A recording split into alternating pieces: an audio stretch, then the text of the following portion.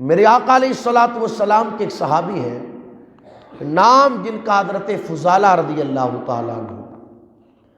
یہ حضور علیہ الصلوۃ والسلام کی غلامی میں آنے سے پہلے ایک غیر محرم عورت کے ساتھ ناجائز تعلقات رکھتے تھے۔ گھومنے کے لیے جانا، باغیچوں کے اندر موج مستی کرنا، اس کے گھر پر جا کر کے بیٹھنا، بات چیت کرنا، یہ فضالہ کا حال تھا۔ ایک مرتبہ ہوا یوں کہ فضالہ نے اس عورت سے کہا، میرا دل چاہتا ہے کہ میں تھوڑی دیر کے لیے ذرا کعبے کے قریب جا کر کے کعبے کا طواف کر کے آؤں، باقی باتیں جب پلٹ کر کے آؤں گا تب کی جائے گی۔ کہا ٹھیک ہے۔ فضالہ چلے گئے اس عورت کے پاس سے اٹھ کر، مگر جب صحن حرم میں پہنچے ہیں، کعبے کے قریب پہنچے ہیں، تو فضالہ کیا دیکھ رہے ہیں کہ میں تو بعد میں آیا ہوں، مجھ سے پہلے کعبے کا طواف حضور علیہ الصلوۃ والسلام کر رہے ہیں۔ پہلی مرتبہ نظر پڑی تھی فضالہ کی حضور علیہ الصلوۃ والسلام کے چہرے پر، ایک نظر میرے نبی کو دیکھا تو دیکھتے ہی رہ گئے، مگر آئے تھے کعبے کا طواف کرنے کے لیے۔ تو فضالہ نے کعبے کا طواف کرنا شروع کیا۔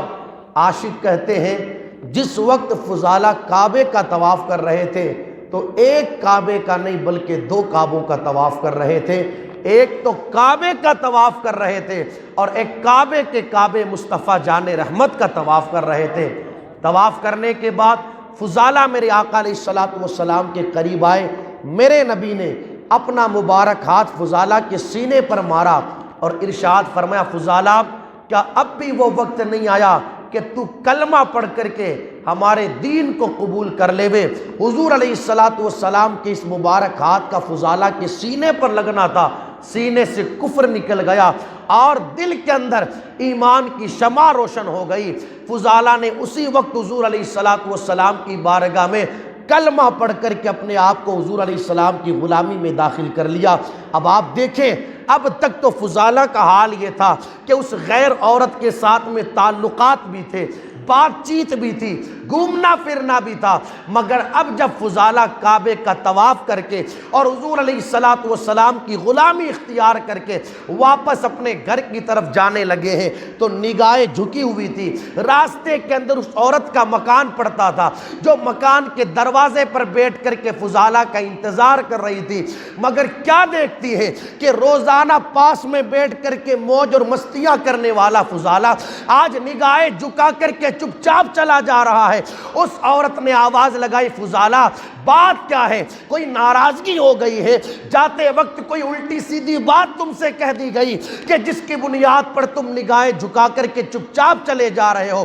فضالہ نے کہا، فضالہ سے اس عورت نے کہا، کافی دیر سے دروازے پر بیٹھ کر کے تمہارا انتظار کر رہی ہوں۔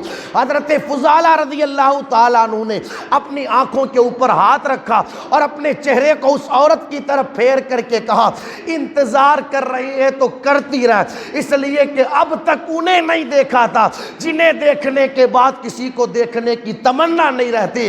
آج میں نے حضور علیہ الصلوۃ والسلام کا جلوہ دیکھ لیا، مصطفیٰ جان رحمت کا کلمہ پڑھ لیا، سینے میں حضور کی محبت پیدا ہو گئی، اور جس دل میں حضور کی محبت آ جاتی ہے پھر اس دل میں کسی اور کی محبت نہیں آتی۔